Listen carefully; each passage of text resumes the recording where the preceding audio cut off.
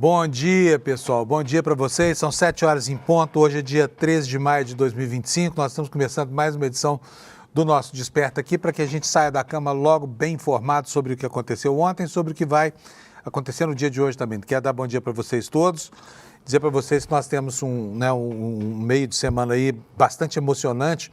Lá no Congresso, a base do governo se somou à oposição para instalar uma CPMI do INSS, quer dizer que agora o jogo vai começar e muito provavelmente nós vamos ver se repetindo aquelas cenas que nós já antecipamos, que nós já antevimos um dia, aliás, lá na CPI da Covid. Lembra que foi uma guerra fratricida lá dentro e tudo mais? Pois é, porque aqui nesse caso, né, há erros dos dois lados. E esses que já foram admitidos por esse governo, que enfim, sabe que houve uma injustificável lerdeza na tentativa de solucionar o problema e erros óbvios do governo passado, que foi quem criou a condição para que essa picaretagem toda acontecesse, né? Então, o nosso noticiário hoje gira em torno desses dois temas. Lá fora, os escândalos envolvendo a administração Trump continuam. Agora, não é mais apenas um avião que ele vai ganhar de presente no valor de 2 bilhões de reais do governo do Catar. Não é só isso, tem muito mais coisa aí. A família do Trump, inclusive, está sendo observada com muita atenção pela opinião pública americana por causa da disfarçatez com que fazem negócios, né? No arrasto da presença do pai no poder, né? E o Trump vai começar uma viagem pelo Oriente Médio agora que é cheia de interesses misturados entre as questões pessoais, os negócios dele e os negócios de interesse do governo americano. É tão estranho isso, sabe? Se fosse no Brasil, eu sempre digo, né? Tem coisas que acontecem nos Estados Unidos que até no Brasil dava cadeia, né? O esforço do Trump para aumentar o seu patrimônio pessoal é um negócio tão notável, né? Se fosse no Brasil, estava frito esse presidente dos Estados Unidos novo. Deixa eu dar bom dia aqui para o meu companheiro Alex. Bom dia, Alex, tudo bem? Bom dia, Padre Nuso. Bom dia, pessoal da comunidade do ICL. Como vocês estão? Tudo bem?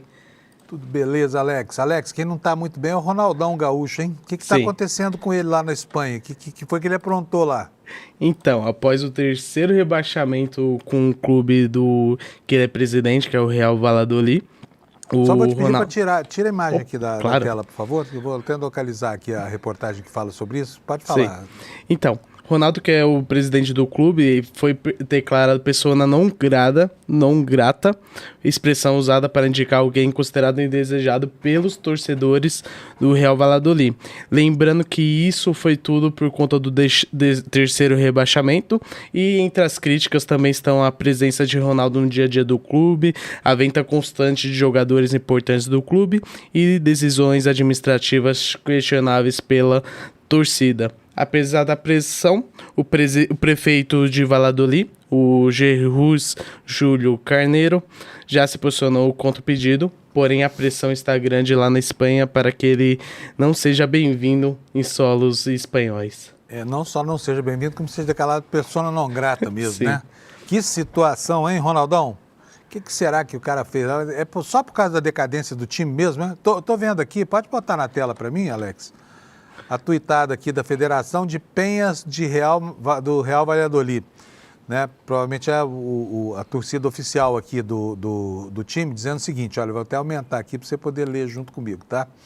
No dia de hoje, solicitamos por escrito tanto à Prefeitura de Valladolid quanto ao principal partido de oposição da municipalidade que a pessoa de Ronaldo Nazário seja considerada no próximo pleno municipal persona non grata da cidade de Valladolid. Ainda pedimos ao próprio ajuntamento, à própria municipalidade, que enquanto essa persona siga presidente e máximo acionista do Real Valladolid, não se faça nenhum tipo de concessão, nem acordo com terrenos municipais de todos os vallisoletanos, que são os moradores lá de Valladolid. Não vamos parar até que o nome e a imagem de Ronaldo deixem de estar ligados ao do nosso Real Valladolid. Tá feia a coisa lá para ele, hein, Alex? Caramba! Sim. E lembrando que ele foi visto recentemente no restaurante em Madrid, meio desorientado e algo do tipo, e isso gerou insatisfação pelos torcedores do Valladolid. E também há especulações sobre a possível venda do clube, mas detalhes ainda vão ser divulgados e algo do tipo. Mas eu acho que ele tem que vender o clube para ter um pouquinho de paz. E os como é que é? Vaiadolitanos, sei lá como é que é o nome desse Real gentílico aí. Valladolid. Não, estou falando do pessoal da cidade lá, né? Os vaiadolitanos, sei lá como é que chama isso. Mas eles também estão querendo ter paz lá, querem ver o Ronaldinho longe de lá. Então, Sim. essa pessoa está falando, devolva essa encomenda para Iemanjá. Vamos seguir aqui. Alex, tem mais alguma coisa no futebol de ontem para hoje? Foi dia fraco ontem, né? Isso, ontem só teve um jogo no Campeonato Brasileiro, que foi entre Santos e Ceará, que foi empate em 0-0, e o Santos ocupa o 19º lugar com 5 pontos. Então, logo menos, teremos Santos na Série B novamente. Muito bom, tá ótimo. Obrigado pelas informações. Eu que agradeço, Panoso. Atenção, Ronaldão, sua batata tá assando. Vamos para meteorologia, gente? Vamos lá, olha aqui, ó, o mapa do Brasil hoje está limpinho, né? Vamos ter chuvarada só lá no extremo norte, né? Norte do Amazonas, Roraima, Amapá e um trechinho do norte do Pará. E também aqui em Salvador, né? Onde o acumulado de chuva pode ainda trazer problema à população. No restante, dia tranquilo para todo mundo e aí nós vamos ver logo a previsão do tempo, que já está aqui na tela para vocês. Olha só, toda essa faixa cinza aqui, olha, que começa lá na divisa do Rio Grande do Sul, na fronteira do Rio Grande do Sul com o Uruguai, e sobe por Paraná, Santa Catarina, São Paulo e até a faixa mais a oeste de Minas Gerais. Tudo isso aqui vai ter frio, tá, gente? É uma zona de bastante frio aí no mapa do INMET. Facilitaria muito a compreensão se o Instituto Nacional de Meteorologia colocasse aqui a legenda para essas cores que usa, né? A gente tem que adivinhar.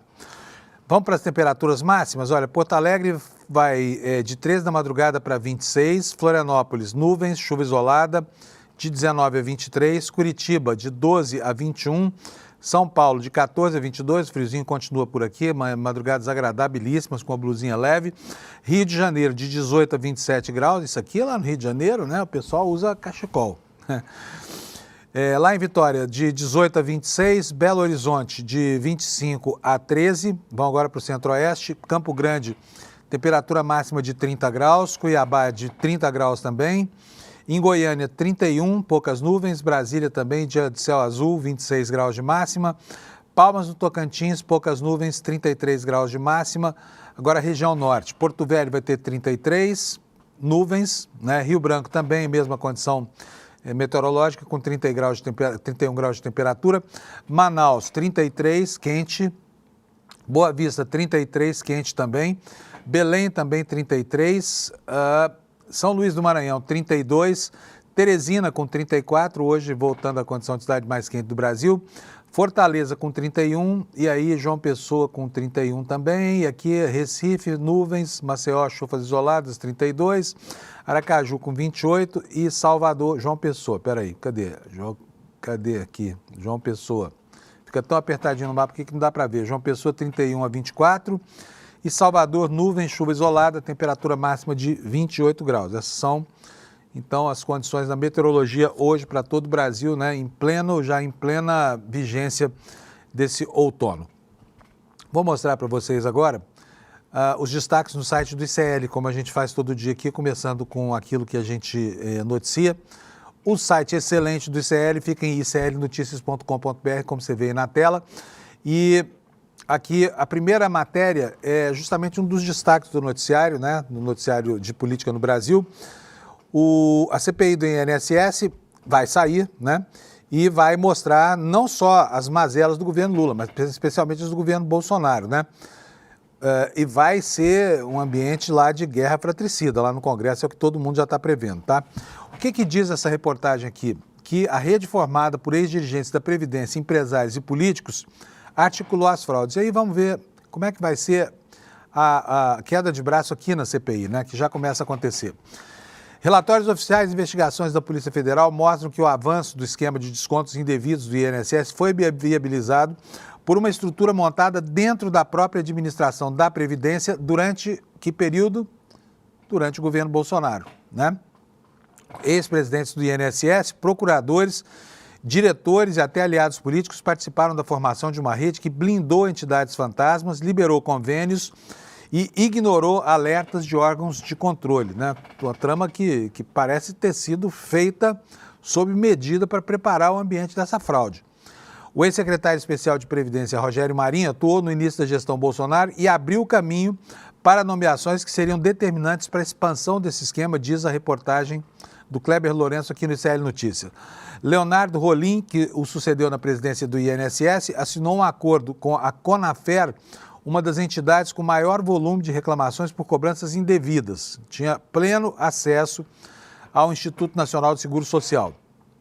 Zé Carlos Oliveira, que depois mudou o nome para Ahmed Mohamed Oliveira Andrade, comandou o INSS e depois virou ministro do Trabalho. Durante a gestão dele, suspensões de convênios foram interrompidas, beneficiando diretamente entidades como a tal Abamec. Segundo a Polícia Federal, esse homem, Oliveira, realizou transações suspeitas com operações ligadas à Conafer e manteve relação empresarial com outros investigados, tá? Então é isso aí, é uma série de imbricações nesse escândalo, desse esquema feito para lesar os aposentados brasileiros. Ainda na capa do ICL, outro destaque é a sequência, né, a suíte das matérias que o ICL está fazendo, mostrando quem é o Malafaia, de onde é que vem a grana desse pastor tão saliente, a voz mais tonitruante do bolsonarismo.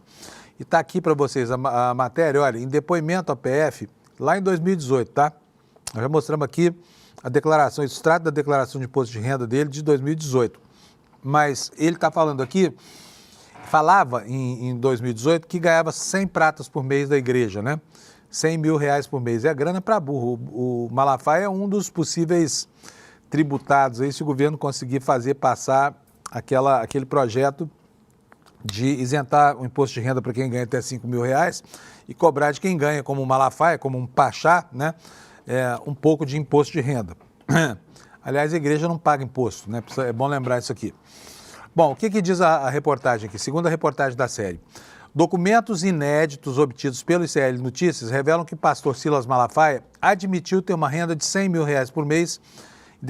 Falei errado aqui, hein? Não é 2018, foi 2016.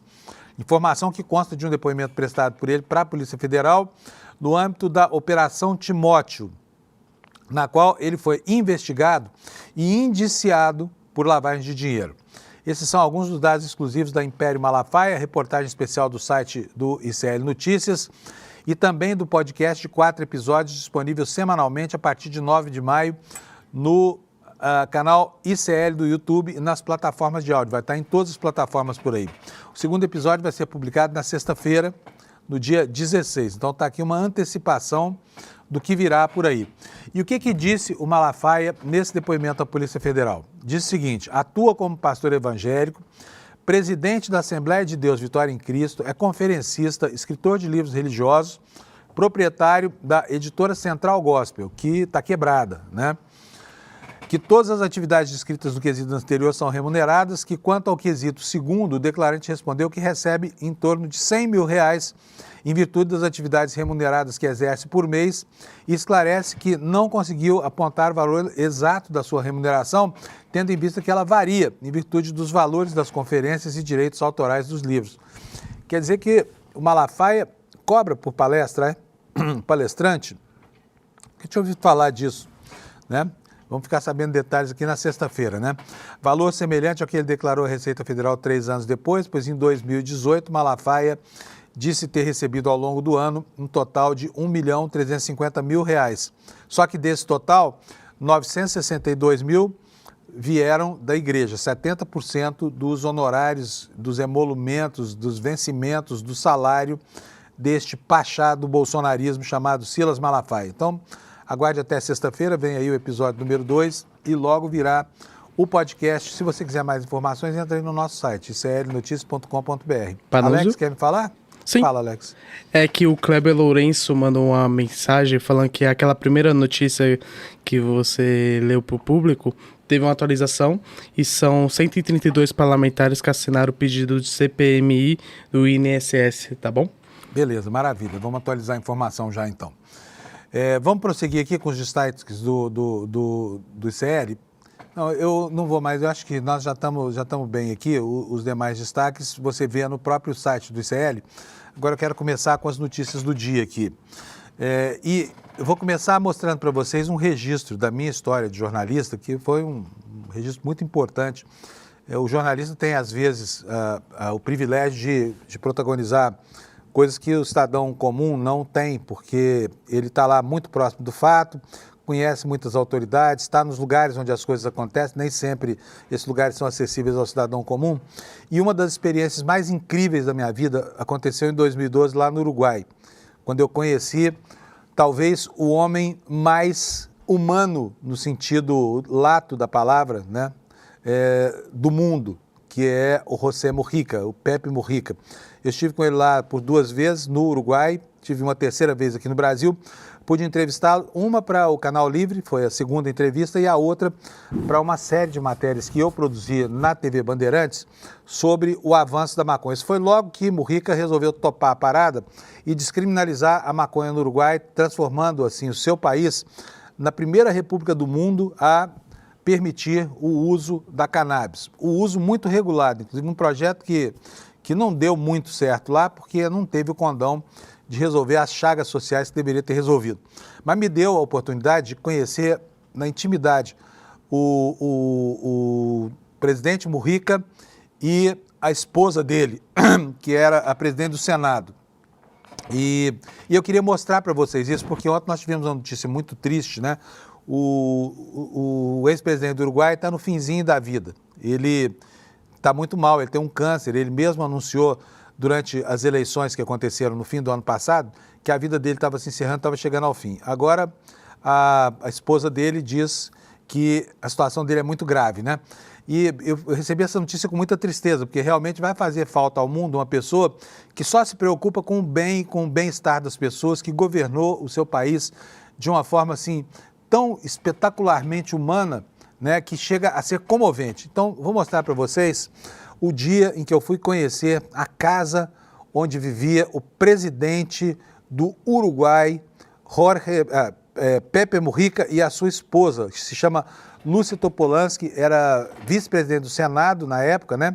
E observe só como eles tinham uma vida monástica, uma vida muito simples, muito humilde, e nada do que se fala sobre Mujica é produto de encenação. Tudo é verdade.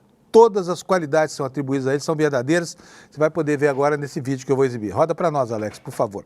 Hay unos 300.000 consumidores de marihuana. Esa persona llegaba a la boca y si no había marihuana le ofrecían otra cosa y le generaban otras adicciones mucho más perniciosas. Faltava apenas aparecer alguém disposto a encarar esses temas. Foi aí que surgiu o ex-guerrilheiro tupamaro José Mujica.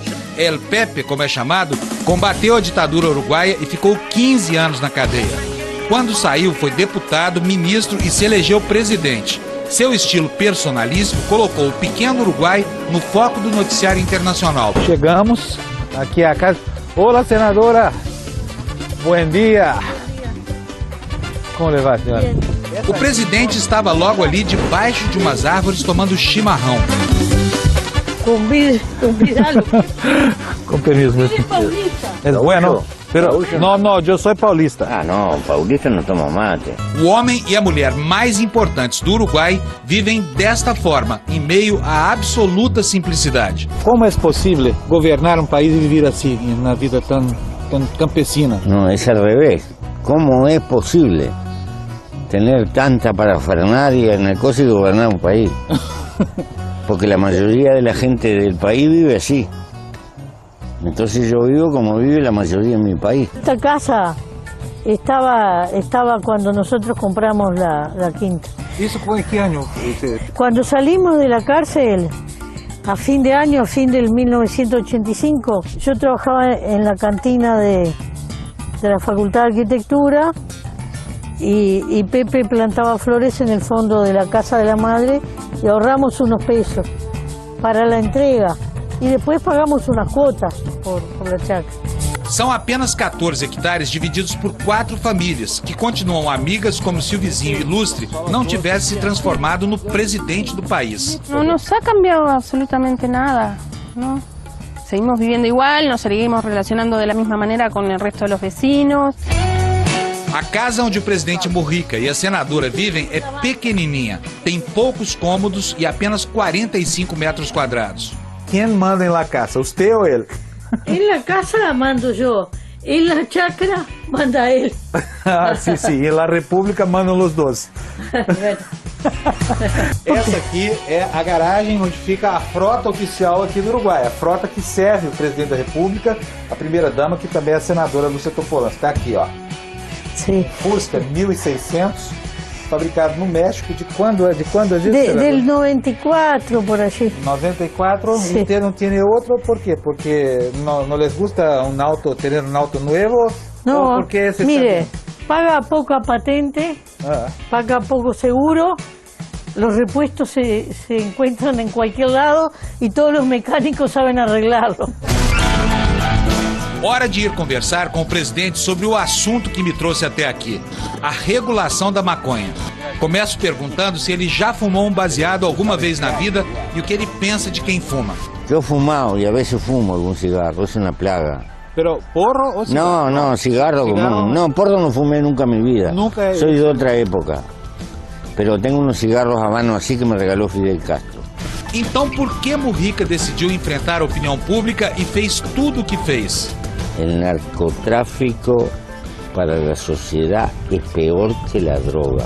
Nosotros no queremos fomentar la expansión de un vicio, pero ya existe. Entonces, queremos influir, conocer al consumidor. Cuando está consumiendo mucho, decirle, tú te tienes que atender, tú tienes que ir al médico. Si lo tenemos clandestino no lo podemos ayudar. É um homem espetacular. Foi super importante e emocionante ter podido conviver por algumas horas ali com a intimidade de Lúcia Topolansky e Pepe Mujica. Né? E a notícia que está nos jornais hoje, no mundo inteiro, é uma notícia muito triste, porque, afinal de contas, Mujica, que construiu assim, um patrimônio simbólico gigantesco e virou uma referência para o mundo inteiro, está nos seus últimos dias, né? A notícia está na tela aqui para vocês. Olha, a mulher de José Mujica, que você viu aí na tela agora, a senadora Lúcia Topolansky, diz que o ex-presidente está em estado terminal, sob cuidados paliativos. Aqui a matéria fala que Lúcia Topolansky, que também foi vice-presidente do país, explicou por que Mujica não foi votar nas eleições locais de domingo. Ela falou o seguinte, que sair de carro era demais para ele. E a médica recomendou que não fosse, disse a um jornal, porque talvez não aguentasse essa jornada, né? Está aqui o rosto desse homem maravilhoso, senador Pepe Mujica. E só de ter essa figura na tela, isso já nos obriga aqui, tá? Nós temos uma obrigação moral aqui de falar sobre os aposentados brasileiros, né, Alex? Alex, você gostou da reportagem? Sim, eu adorei. Gostou? O pessoal do chat também parabenizou pela matéria e tudo. Eu adorei, Panuso. Faz 13 anos isso, faz muito tempo. Obrigado, pessoal que está elogiando aí. Mas eu estou colocando isso só para marcar esse momento aqui, sabe, de profunda tristeza, né? Porque, enfim, vamos perder um grande patrimônio, uma referência mesmo. Talvez o único político no mundo que tem esse nível de atenção com as pequenas coisas da vida das pessoas, sabe? É um homem espetacular. Vamos falar dos aposentados brasileiros aqui agora, daqui a pouco eu fico emocionado, não consigo nem terminar o programa aqui. Alex, você sabe que tem, não se sabe quantos milhões de aposentados aí que foram lesados durante muitos anos, começa o esquema que começa no governo Bolsonaro, que envolveu gente graúda lá da alta hierarquia do INSS, que envolveu a desatenção de dois governos inteiros, né? Não se sabe se por complacência criminosa, por corrupção ou por pura incompetência mesmo. O fato é que a roubalheira do INSS é um desses fenômenos que a gente precisa notar. Tem muito exagero quando se fala disso na internet, viu, gente? Quando atribuem a isso um valor de 90 bilhões de reais, por exemplo, estão fabulando. Ninguém sabe exatamente qual foi o valor, mas certamente não será de 90 bilhões de reais. 90 bilhões de reais, o governo já explicou, é o total de empréstimos consignados, tem nada a ver com esse escândalo da roubalheira. Mas lá no INSS, o próprio governo, por intermédio da CGU e da Polícia Federal, arbitrou que os prejuízos seriam aí por volta de 6 bilhões. É muita grana, é muito dinheiro. Tomado mês a mês de gente que foi roubada e que teve os descontos feitos no seu contra-cheque, muitas vezes até sem perceber, viu? Sabe, por associações que pagavam suborno para autoridades para conseguir os dados desses aposentados e faziam esses descontos aos milhares, né? E ontem, finalmente, né, passaram-se mais de 20 dias já desde que o escândalo veio a público, ontem o governo reagiu e fez o que deveria. E isso está aqui na tela para vocês. Olha, vamos ver aqui, vou pegar até uma matéria aqui da Agência Brasil, para que a gente possa saber o que o governo fez. E agora começa, a partir de hoje, efetivamente, o processo de tentar devolver esse dinheiro para quem ele pertence, que são os aposentados brasileiros, né? O que vai acontecer a partir de hoje? Os segurados do INSS, diz aqui a reportagem da Agência Brasil, que sofreram descontos irregulares vão começar a ser notificados nesta terça-feira, né, de que foram descontados das aposentadorias. Alguns desses aposentados permitiram os descontos de fato, né? Mas não vão precisar provar isso. Portanto, quem quiser agora dizer, olha, eu não tenho nada a ver com isso, não autorizei, não estava nem sabendo, pode falar, porque o governo vai ressarcir tudo que foi roubado a partir de 2020. Ocorre que o esquema de roubo não começa em 2020. 2020 é uma contagem de tempo. Os advogados do governo dizem que é o seguinte, que não tem como voltar mais, porque o prazo de prescrição é 5 anos. Então, o que não foi cobrado e que não tem 5 anos, ficou para trás, perdeu, né? Agora, é uma sacanagem isso, porque, afinal de contas, foram 3 anos, mês a mês de tunga, né? Num processo que já dura aí 8 anos, dos quais só 5 serão ressarcidos pelo governo, né? Deveria haver uma forma de estabelecer a devolução integral dessas coisas todas. Mas como é que vai ser feito isso? A partir de hoje, todo mundo que sofreu desconto lá no INSS passa a receber no aplicativo Meu INSS uma mensagem, né? Serão 9 milhões de pessoas, tá? 9 milhões de pessoas, mas as mensagens, atenção, hein? Elas só vão estar no aplicativo Meu INSS, tá? Não tem mensagem de texto, não tem SMS, não tem WhatsApp, não tem nada. Então, atenção, aposentados que já foram roubados, não se deixem roubar outra vez, tá? Porque vai ter malandro aí querendo aplicar o golpe do golpe, tá? A partir de quarta-feira, 14, então é amanhã, não é nem hoje, é amanhã. Quem recebe essa notificação já vai poder, no próprio aplicativo da Previdência, pedir o ressarcimento dos descontos indevidos. A pessoa também pode ligar no número 135 e solicitar a devolução do dinheiro. Segundo o INSS, não vai ser preciso enviar nenhum documento, nenhum novo dado, apenas registrar que não reconhece o desconto que está sendo apontado na própria comunicação do INSS. Então, o Instituto reforça o alerta para tomar cuidado com golpes. Aqui está na própria Agência Brasil. A comunicação vai ser feita exclusivamente, eu repito, por meio desse aplicativo. Como é que faz? Acessa o aplicativo e aí aguarda a chegada das notificações, tá? Elas vão chegar lá e aí você, se sentir lesado no seu direito, você pode reclamar o dinheiro, vai receber pelo menos até o de 2020, né? De 2020 para cá. São 5 anos de tunga. E aí fica a pergunta, né, que ainda não tem resposta. De onde é que vai sair o dinheiro? Mas não tem essa resposta, né? Assim que a pessoa solicitar o ressarcimento, o sistema vai cobrar da entidade. Olha só que coisa bem feita. O cara aposentado vai lá, recebe a mensagem. Então ele diz ao meu INSS que não tem nada a ver com isso. Aí o que acontece? A Procuradoria do INSS passa a cobrar da entidade ladra que devolva o dinheiro para o aposentado. Você acha que vai voltar alguma coisa para esse caixa?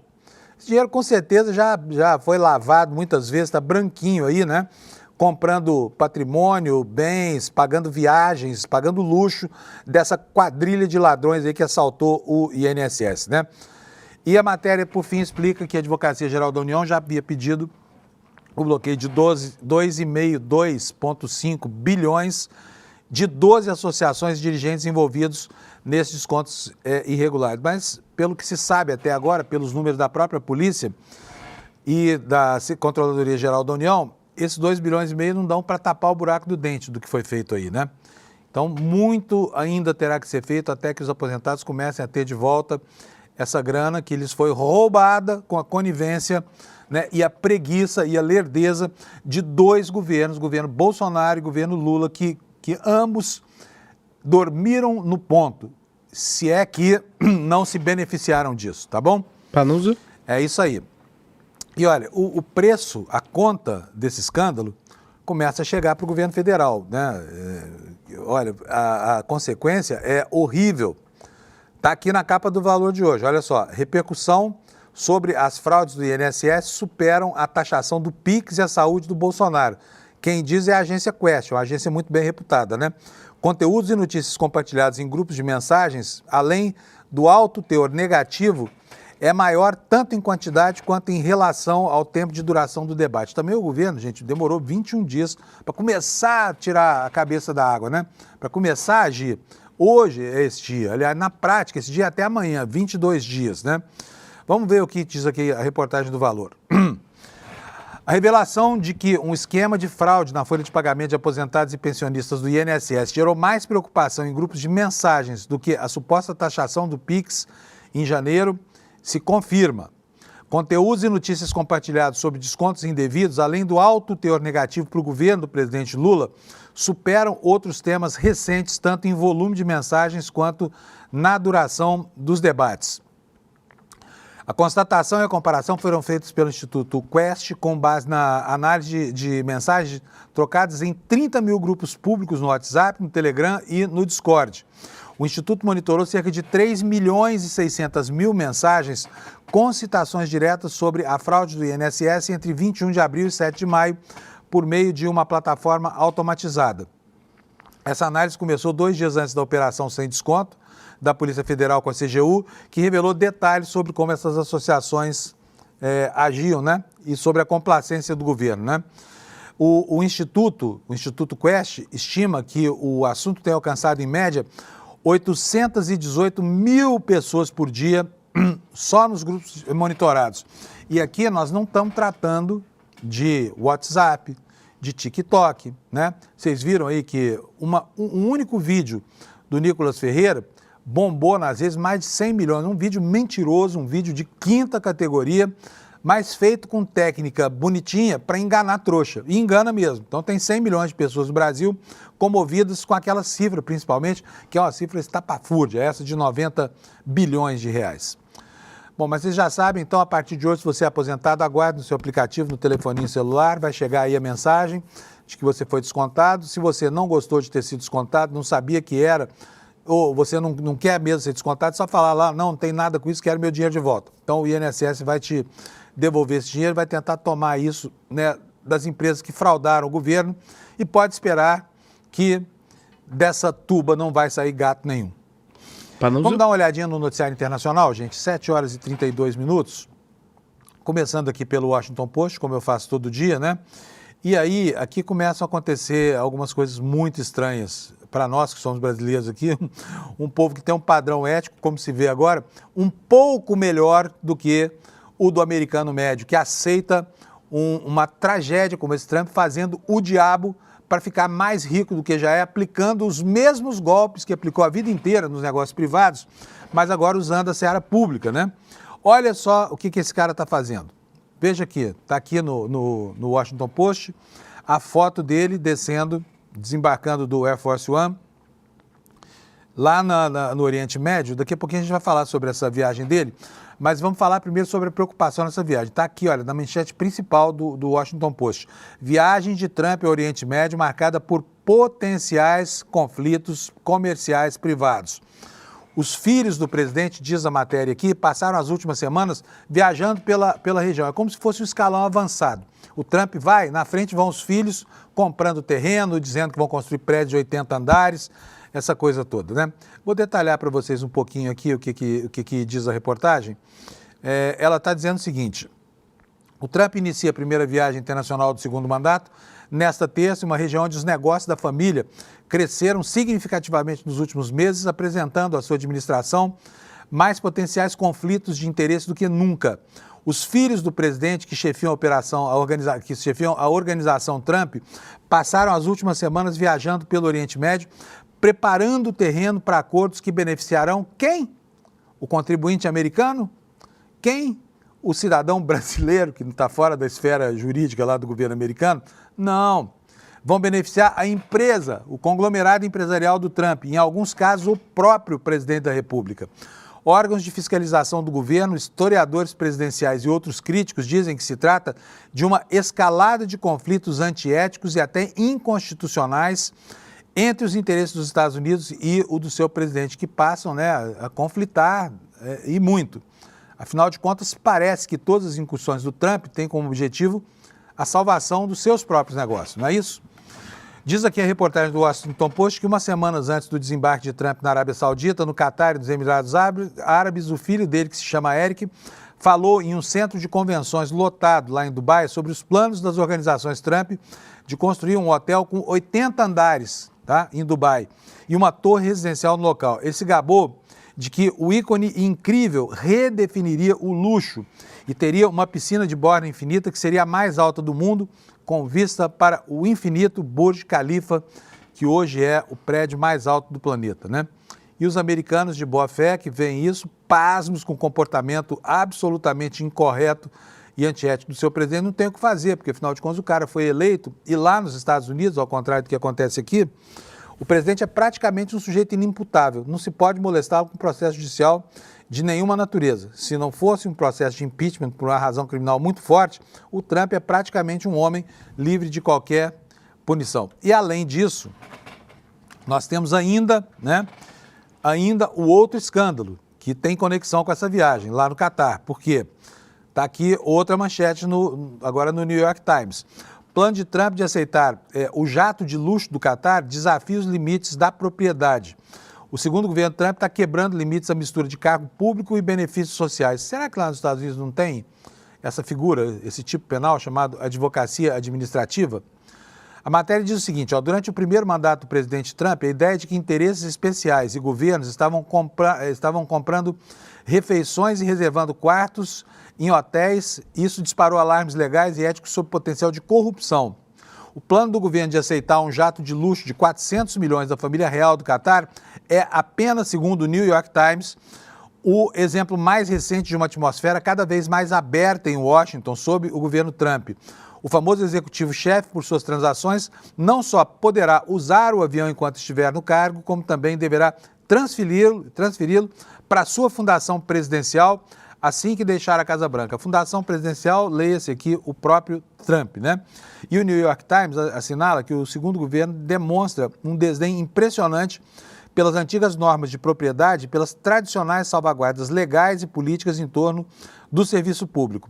Está claramente encorajado, em parte pela decisão da Suprema Corte no mês passado, que concedeu imunidade a presidentes por suas ações oficiais e pela realidade política de que a influência de Trump no Partido Republicano significa que ele não precisa temer um impeachment. Portanto, faça o que fizer, esse nababo que governa os Estados Unidos, pensando muito mais nos seus negócios do que em qualquer outra coisa, está fora do alcance da justiça americana, inclusive fora do alcance da política americana, tá? Enquanto isso, as ações apoiadas pelo governo do Trump lá em Gaza trazem a ameaça de um período de fome severa. E isso é o que alerta o The Guardian, que é o jornal mais importante da Inglaterra, nesta manchete que você já vai ver aí na sua tela. Olha, especialistas em segurança alimentar alertam Gaza sobre risco crítico de fome em meio ao bloqueio israelense. Um relatório do consórcio de especialistas apoiado pela ONU fala de uma grande deterioração desde que houve a última avaliação em outubro passado, e a situação de lá para cá só fez piorar. Enquanto isso, o Hamas libertou o último refém americano vivo detido lá em Gaza, né? E o Trump chamou isso de medida de boa-fé. O soldado americano Aidan Alexander encontrou a família na fronteira de Israel depois que o pessoal do Hamas entregou ele à Cruz Vermelha. Parece que está em bom estado de saúde, né? Olha aqui, pelo vídeo aqui na capa do... Não, aí não. Propaganda aqui não. Dá licença. Você já sabe a notícia. Espero que você se dê por satisfeito, tá bom? Vamos lá, gente. Vamos seguir. A próxima matéria que eu vou mostrar para vocês é uma matéria do Jamil Chad. Está agora no UOL, você pode ver aqui. E ontem o representante do governo Trump, que está aqui no Brasil fazendo uma espécie de visita de correição, né? Que os bolsonaristas achavam que veio aqui para punir o ministro Alexandre de Moraes, ele ontem deu uma bola fora baita, né? Olha a declaração desastrada do cara. O que ele falou? O Brasil só tem 3 problemas: crime, corrupção e câmbio. Deu uma confusão, né? Deu um quiprocó danado, né? A matéria conta pra gente o seguinte: o representante do governo Trump para a América Latina, Maurício Claver Carone, afirmou que os 3 problemas do Brasil são crime, corrupção e câmbio. Para ele, se esses elementos forem resolvidos, os investimentos aumentarão no país. Seu discurso criou um mal-estar entre representantes do governo e empresários que estavam lá nesse evento. Agora me fala se alguém que é funcionário desse Trump pode dizer que há corrupção em qualquer lugar do mundo, né? Sem apontar para o próprio rabo. Num jantar organizado pela entidade Esfera em Nova York, Carone afirmou que os investidores estrangeiros sequer sabem que o Brasil é a segunda maior economia do hemisfério ocidental. Menos de 1% dos investidores sabem disso, ele afirmou. Carone, que durante o encontro estava sentado ao lado de Joesley Batista, do grupo JBS, pediu demissão nesta segunda-feira do governo Trump. Mas ele se mantém no cargo por mais 20 dias. Em um discurso, alertou que o Brasil pode ser um país do primeiro mundo. Mas para isso precisa resolver 3 problemas, chamados por ele como os 3 Cs, né? E já estigmatizou aqui. O que ele falou? Um importante CEO acabou de me dizer: acabamos de vender o nosso último ativo no Brasil. Por quê? Risco cambial. Não podemos correr o risco cambial e temos de continuar fazendo hedge. É caro, não vale a pena. E vocês precisam descobrir como lidar com isso. Estou sendo sincero com você, o maior desafio que os investidores, e eu sou um deles, têm com o Brasil é o risco cambial.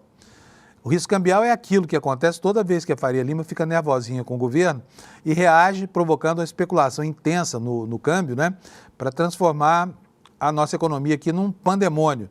Então, talvez ele tenha razão nisso que está falando, né? Mas, lembrando aqui, ele sintetizou a frase dizendo o seguinte: gostamos de países dolarizados, tipo Panamá, né, tipo El Salvador e outras republiquetas por aí, onde o Banco Central americano pode controlar a moeda, né? Aí ele falou o seguinte: olha, o segundo obstáculo é o crime. Estamos trabalhando de forma muito próxima sobre temas de crime organizado, disse fazendo referência ao PCC. E o terceiro ponto é o que Carone chama de mito e realidade, a corrupção, né? Não está aqui, pegou mal pra caramba esse negócio, causou uma indisposição grande lá entre os presentes, sabe? Porque, afinal de contas, foi uma forma, né, desairosa demais de se referir a uma república que luta desesperadamente para vencer esses problemas. E observação feita por um homem cujo governo não lhe dá moral nenhuma para dizer o que disse, tá? Por falar em comportamento antiético, você se lembra daquele grande ator, aliás, eu sou fã dele como ator, mas basta, só fica aí, tá? O Gerard Depardieu, olha aqui a manchete hoje nos jornais, olha, Depardieu foi condenado a 18 meses de prisão por assédio sexual. Tá? Ele teria assediado sexualmente 2 mulheres durante uma filmagem e aí o Tribunal Correcional de Paris condenou nessa terça-feira 13 o ator a 18 meses de prisão. A Justiça também impôs 2 anos de inabilitação e a inscrição do nome do autor, que tem 76 anos, no registro de delinquentes sexuais. Que mico, hein? Conforme solicitado pela promotoria. Só para você lembrar, o Depardieu foi aquele sujeito que disse que ia se mudar da França porque a França pretendia cobrar impostos demais dos seus empresários, falou, vou embora da França. Não sei para onde foi, né? Não sei para onde foi, mas o fato é que na Europa as condições tributárias são muito diferentes das do Brasil aqui, né?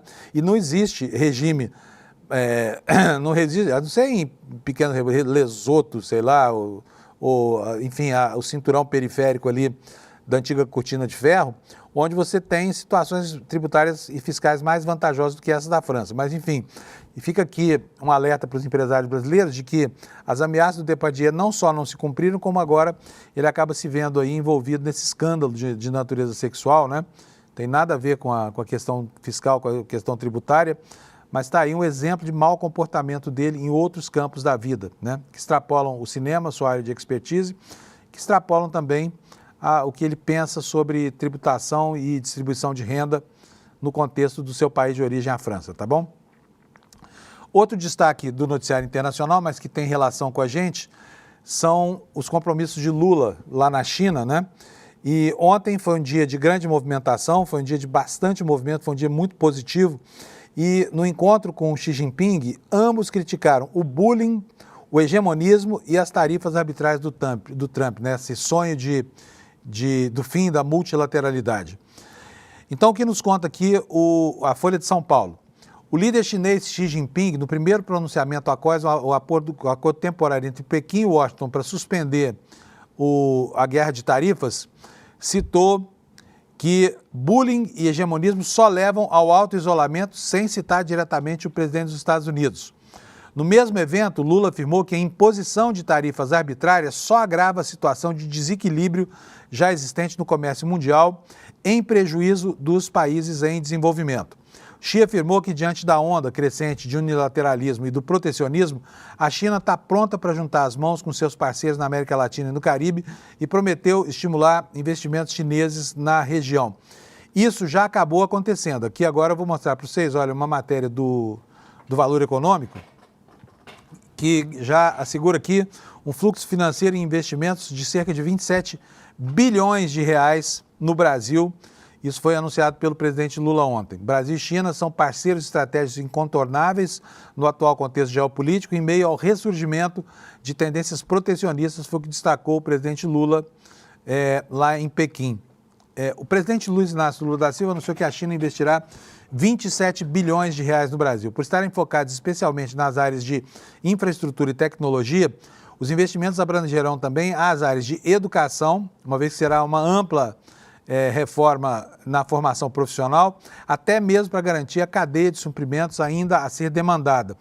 Lula está em viagem oficial a Pequim, onde participou do Fórum Empresarial Brasil-China com investidores chineses e brasileiros. O fluxo comercial entre os dois países é de cerca de 160 bilhões de dólares por ano, informou a Agência Brasileira de Promoção a Exportações e Investimentos, a chamada Apex Brasil. É aqui o registro com informações da Agência Brasil, sem intermediário, nas páginas do Valor Econômico. E há uma especulação agora, olha só a notícia que tá agora no Platô BR, o Platô aqui da nossa, Platô que tem uma parceria informal aqui com o ICL, né, e está trazendo aqui essa especulação. Isso aqui é uma grande novidade, eu não havia ainda ouvido falar dessa cogitação aqui, mas veja só, o ministro Luiz Roberto Barroso, atual presidente do Supremo, teria interesse em uma embaixada, né? E aí já está sendo cogitada, inclusive, a nomeação dele. Olha só, a matéria do Platô, que foi escrita pelo Rodrigo Rangel, que é um dos acionistas lá desse site, é um ótimo jornalista, diz o seguinte: o Palácio sabe que o ministro gostaria de assumir uma embaixada na Europa quando deixar a presidência do Supremo em setembro. Lula pode ganhar, então, a chance de fazer mais uma nomeação para a corte no atual mandato. Já há até um favorito para a cadeira, nos conta aqui o Platô. E a matéria detalha o seguinte, olha, a se confirmar a intenção de Barroso, o presidente Lula, então, ganha a chance de botar mais um ministro lá no Supremo. No entorno do gabinete presidencial, há quem aposte que ele não hesitaria em escolher o advogado-geral da União, Jorge Messias, que o Brasil conheceu no fim do governo Dilma como Bessias, nessa vaga no Supremo Tribunal Federal. Muito embora, diz a matéria, se faça o cálculo político de que a pressão será grande para que uma mulher seja nomeada, desde a aposentadoria de Rosa Weber, cuja vaga foi preenchida pelo ministro Flávio Dino, a corte tem apenas uma ministra, a ministra Carmen Lúcia. Segundo pessoas próximas, Barroso considera que, encerrados os 2 anos na presidência do Supremo, já terá cumprido suficientemente a sua missão como ministro. Ele pretende, então, se dedicar a atividades mais amenas. Além do aventado desejo de assumir uma embaixada importante em um país europeu, planeja para o futuro próximo se dedicar ao concorrido e muito lucrativo mercado de palestras, né? Com 67 anos, Luiz Roberto Barroso tem hoje a cadeira de ministro garantida por mais 8 anos.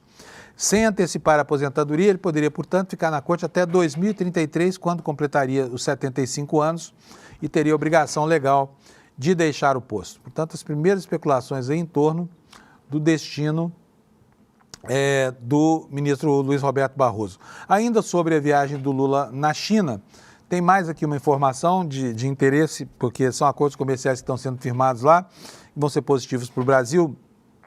Nós temos aqui a informação de que o governo brasileiro, está aqui na manchete, olha, o governo brasileiro assinou um acordo para uma parceria na área de combustíveis sustentáveis de avião. E a matéria nos diz que o projeto vai ser desenvolvido em 3 fases, com a produção inicial de 170 mil toneladas entre este ano e o próximo, e a comitiva do governo anunciou ainda outros investimentos, esses que eu já falei, que totalizam 27 bilhões. Sobre esse investimento dos combustíveis de avião, aqui a matéria explica o seguinte: a previsão é de que esse projeto seja desenvolvido em 3 fases, como eu já falei. Acordo muito celebrado em meio a discussões sobre transição energética, que contou com a presença do ministro das Minas e Energia, Alexandre Silveira. O memorando estabelece as bases de uma parceria estratégica que prevê o fornecimento de etanol produzido pela Raízen, incluindo o de segunda geração, que é feito a partir do bagaço da cana-de-açúcar, como matéria-prima para a produção de combustível de aviação da tecnologia Alcohol to Jet, ATJ, quer dizer, álcool para os aviões, que transforma o etanol em querosene renovável para a aviação. Embora ainda não envolva compromissos contratuais de compra e venda, esse acordo marcou um passo importante para aprofundar as negociações comerciais e técnicas entre as empresas. Próximo assunto agora. Vamos passar para frente agora sobre as aprontações dos bolsonaristas. Eles não se cansam. Eles são incansáveis. A todo momento tentam dar um golpe aqui, outro golpe ali, para tentar livrar a barra do ex-presidente inelegível Jair Messias Bolsonaro. O Igor Gadelha nos conta no site Metrópolis sobre essa nova manobra dos bolsonaristas que está aí na manchete para vocês, que vamos detalhar agora. Agora, o barato é mudar a legislação existente para quê? Para tirar 2 itens da legislação do golpe de Estado, para que o Bolsonaro seja beneficiado por isso. Porque você sabe que quando a legislação retroage, ela só retroage em benefício do réu. Então, se esses dois itens da lei do golpe de Estado forem mudados, o Bolsonaro perde, né, ele deixa de ser criminalizado, deixa de ser penalizado por isso. E a matéria fala o seguinte: em mais um capítulo da crise entre Câmara e Supremo, 2 deputados bolsonaristas apresentaram cada um projeto de lei para tentar revogar trecho do Código de Processo Penal que trata do crime de abolição do Estado de Direito. Os autores do projeto são os deputados federais Alberto Fraga e Sargento Gonçalves. Apesar de os textos serem diferentes, o objetivo é o mesmo: sustar os artigos 359L e 359M do Código de Processo Penal, introduzidos em 2021 nessa nova lei. Ambos falam que tentar golpear as instituições, tentar golpear as instituições é crime, né? Eu vou até baixar aqui para ler para vocês, para que você saiba exatamente o que acontece. Vamos ver aqui se eu consigo pegar rapidamente, mas eles se irritam com isso, por quê? Porque eles dizem que tentativa não é crime, e a lei é muito clara. A lei é muito clara. Artigo 359, vocês vão junto comigo aqui. Vamos aqui, o meu caro Alex, mostra aqui pra gente. Vou procurar aqui o artigo 359L e o artigo 359M. GHI-J. Já vou achar aqui para vocês, tá? O que fala aqui, olha, 309L e M. Não estou achando. Não estou achando aqui, mas eu vou achar já. Eu já vejo isso aqui para vocês. Que eles falam o seguinte: é exatamente isso, que tentar golpe é crime, tentar golpear as instituições democráticas é crime e pronto, ponto final, acabou. Então, tentativa está lá no texto da lei. Se a lei não serve, a gente faz o seguinte: a gente muda a lei extraindo dela esses textos, porque aí sim, qualquer cidadão que tentar golpear os poderes do Brasil, as instituições, fica livre da refrega de ter que pagar pelo crime que foi cometido, né? Então, é isso que nos conta aqui a matéria do Igor Gadelha. Ele fala o seguinte: a construção da nova legislação requer um debate aprofundado para a construção de um texto que evite perseguição política, interpretação indevida, inclusive quanto à cumulatividade dos 2 tipos. Até que isso seja feito, a saída é a revogação. Claro, né? Claro que é. Então, é perseguição política, pegar o bandido que quis dar um golpe de Estado no país e prender um monte de gente, matar um monte de gente, está lá no texto da lei e não tem problema nenhum. Isso é perseguição política. E nem diz o assassino, porque o crime de abolição violenta do Estado de Direito é um crime gravíssimo, né? Gravíssimo. Mas o assassino sempre pode argumentar que precisa revogar a lei que pune o assassinato com cadeia, porque, afinal de contas, é uma perseguição do Estado brasileiro aquele que mata alguém. Que absurdo o Estado perseguir quem mata alguém, né? Enfim, olha, o que vai acontecer na CPI da Covid? Nós já falamos sobre ela no começo do programa. O que vai acontecer lá? já começam a aparecer na CPI, na CPI da Covid, não, na CPI do INSS. Já começam a aparecer nomes na CPI do INSS que nem foi aberta ainda, mas que já frequentaram outra CPI, que foi a CPI da Covid, né? Assinala aqui uma matéria do G1. Olha, e quais são esses nomes? Está aqui logo no olho da matéria. Segundo a PF, Maurício Camisotti e Danilo Trento atuaram em um esquema bilionário de descontos indevidos de aposentadorias. Ambos já haviam sido investigados por tentativa de venda de vacina superfaturada durante a pandemia. 2 nomes que aparecem nas investigações da fraude bilionária do Instituto Nacional do Seguro Social chamaram a atenção dos senadores que integram a CPI da Covid, encerrada em 2021. Esses 2, Mauro Camisotti e Danilo Trento. Camisotti é considerado pelos investigadores da PF como peça-chave no escândalo do roubo das aposentadorias, que, segundo as investigações, pode ter gerado esse prejuízo sobre o qual a gente vem falar de 6 bilhões e 300 milhões de reais. Curiosamente, o nome dele foi citado na CPI da Covid como personagem da central da negociata, como personagem central da negociata das vacinas superfaturadas da Índia, aquela vacina chamada Covaxin. Aspas, a negociata com as vacinas da Índia não deu certo, eles partiram para lesar os aposentados e pensionistas. Essa é a nossa principal hipótese. Precisamos aprofundar as negociações, afirma o senador Randolfo Rodrigues, do PT do Amapá, autor do pedido que originou a CPI da Covid. No caso do INSS, Camisotti aparece, segundo investigações da PF, como sócio oculto de uma tal Associação dos Aposentados Mutualistas para Benefícios Coletivos, AMBEC, uma das entidades suspeitas das fraudes. O faturamento da associação somou 178 milhões de reais entre 2019 e 2024. Há mais de 2.000 reclamações registradas contra essa entidade. Já no escândalo das vacinas superfaturadas, diz a reportagem, durante a CPI da Covid, o nome do Camisotti surge como financiador oculto da Precisa Medicamentos. A Precisa Medicamentos intermediou a compra de vacinas Covaxin. Lembra o senador Omar Aziz, que também foi um dos principais parlamentares durante essa CPI, né? A vacina estava sendo negociada com a Índia com valor superfaturado e ia render propina para os envolvidos. Você se lembra daquela vacina cuja propina era $1 por dose? Era a propina quase tão cara quanto a própria vacina? De acordo com dados do Tribunal de Contas da União, à época, a Covaxin foi a vacina mais cara negociada pelo governo Bozo, R$ 80,70 a unidade, valor 4 vezes maior do que a vacina da Fiocruz, a AstraZeneca. Contudo, os valores não chegaram a ser desembolsados porque o escândalo veio antes, né? Então está aqui, a gente vê que muda o cenário, mas onde tem uma cena de crime estão lá os mesmos oportunistas de sempre. Agora me fala o que o sujeito estava já aprontando em 2020 e paralelamente já nesse esquema de corrupção do INSS, né? Estava fazendo os dois ao mesmo tempo, estava servindo aos dois patrões, né?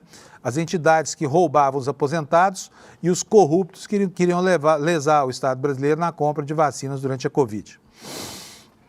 Olha, antes de encerrar, olha só que absurdo, gente, um deputado pede que instalar câmeras dentro das salas de aulas de São Paulo, né? Isso não tem nem escola particular, não existe isso aqui, isso é total quebra do ambiente de privacidade, mas lá na Assembleia Legislativa tem um projeto de lei para instalar câmeras dentro de sala de aula. O projeto diz que as câmeras vão garantir segurança dos professores e alunos.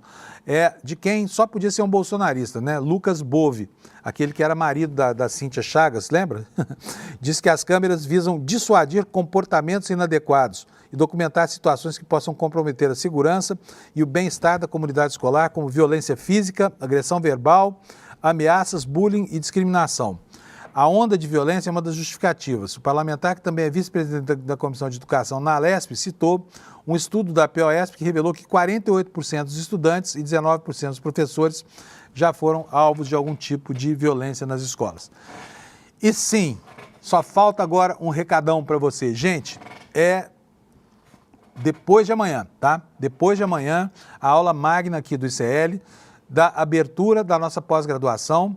Então faltam só 2 dias, é bom você se precaver e vai logo lá no site do SPL, despertaicl.com.br, faz a sua inscrição, pega o seu convite para assistir essa aula brilhante que o Gessé Souza está preparando junto com o Eduardo Moreira na abertura da nossa segunda turma de pós-graduação num curso que é coordenado pelo ICL e pela Fundação Escola de Sociologia e Política daqui de São Paulo, a escola de sociologia mais tradicional e antiga do país, tá bom?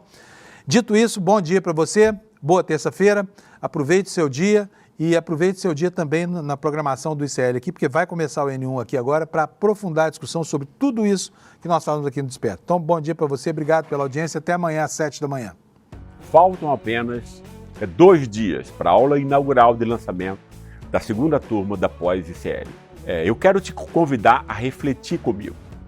Por que as elites odeiam o povo brasileiro? E como elas se organizam historicamente para impedir que o povo tenha acesso à verdadeira soberania.